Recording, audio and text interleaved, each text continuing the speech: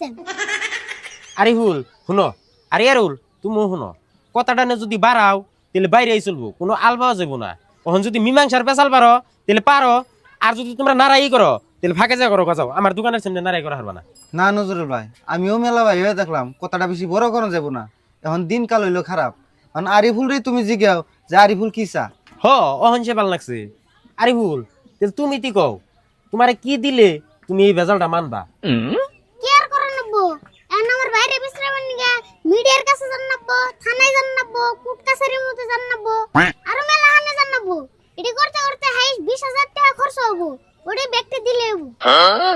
ইয়ারুল আরিফুল যা যা কইলো তা তো শুনলাই, ঘটনা হিসেবে আরিফুল কিন্তু বেশি কিছু চানাই, আমার হিসেবে দিয়ে দই ভালো।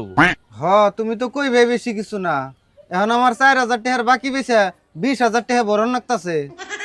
ওখানে ওগিনা আবেগ বাদ দাও, অন্টে দিবা না নাই তাই কও। হ্যাঁ এলে তাড়াতাড়ি করো, নাহলে আমি যাই গে। রও জান নাকবো না।